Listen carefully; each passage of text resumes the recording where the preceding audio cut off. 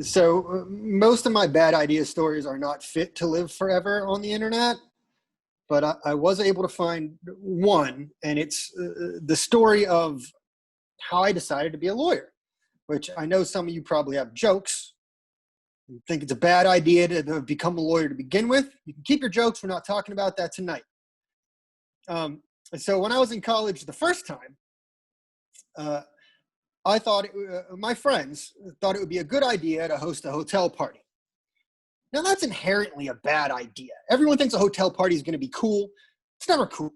It's cramped. It's hot. There's not enough room for everybody. And invariably, it's going to get busted by the cops.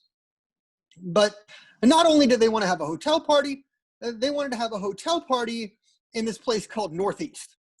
And now, Northeast is in Erie County, but for York County people, that would be like having a hotel party in Dover or Manchester, like a place where the cops are known to be hard asses and they love to bust teenagers who are drinking. Like, it's just an inherently just awful idea all around. But like most ideas between the ages of 19 and 21, it seemed like a decent enough idea at the time. So we go all in, we buy a bunch of cases of beer. We've got Zima, there's things. It's a lot of fun. We've got ice we fill the bathtub up with ice. We've got a bunch of beers in there. Everything's going great. Everybody's having a great time.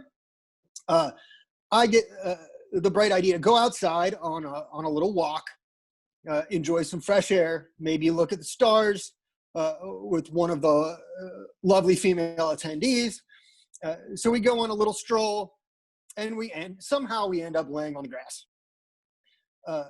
This was also a bad idea because after about 3 minutes, there's a flashlight on my face, and a well-built gentleman in a police uniform is asking me what I'm doing laying on the grass outside of this hotel. And I, telling the truth like a good kid would, said, well, we're looking at the stars. He didn't think it was quite as funny as I did. So we get up and we go to get back to the party. Again, the cops don't know who we are, why we're there, anything. So the police officer then says, are you guys staying at this hotel? Now, I don't say anything. But the lovely young lady who I was with said, oh, yeah. And then the officer said, which room are you in? And again, I don't say anything. And here's a pro tip. If you are having an underage drinking party at a hotel, do not tell the police officers what room is yours.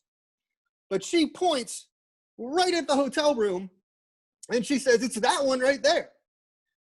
So I know we're in trouble at this point, and I walk briskly, because I don't want to run, walk briskly into the hotel room, shut the door, give everybody hey, the cops are going to be here in, police, open up. Same girl goes and opens the door. I run over. Again, don't open the door if you are having an underage drinking party in a hotel. Just don't open the door. You don't have to answer it. Make them go get a key, make them go get a warrant, make them go do something. Just don't open. So I run up to the door and I say, hey, you're not allowed in here. You need to get a warrant because, I'm a 20-year-old smartass who took a con law class at one time, and I know my rights. And that was actually a good idea. So that's a good idea. And I'm very proud of myself. I've executed my constitutional rights. I've told these officers they need to leave. I'm standing up for America at this point. The officer disagreed. He grabbed me, threw me on the hood of his cruiser, and I remember very distinctly that he said, looks like we've got a lawyer here, handcuffs me, throws me in the back of his cruiser, and says he's charging me with disorderly conduct. So then they bust the party, everybody gets kicked out, whatever. And they haul me down to the police station. And this whole time I'm like, I'm going to get charged with a crime. This is terrible. I get to the police station, they call my dad, and they let me go. My dad comes and picks me up, and they let me go. And they say, we were going to charge him with sort of the conduct, but we're not going to charge him with anything. So now that I'm a lawyer, I'm aware that the reason they didn't charge me with anything was because the search was unconstitutional. So I was within my rights. But the funny thing is, I was so mad about this incident that I then dropped out of college and didn't really do anything productive for like 6 years. But then I went back to college, got my degree, went to law school, got out of law school, and I was a public defender. And it was great because I was sticking it to the man every single day. Just like cross-examining cops, making them look bad. It was awesome. And then I got offered my current job at the city of York that pays like twice as much. And my job is to defend police officers who are accused of misconduct. So it's full circle-ish, I guess.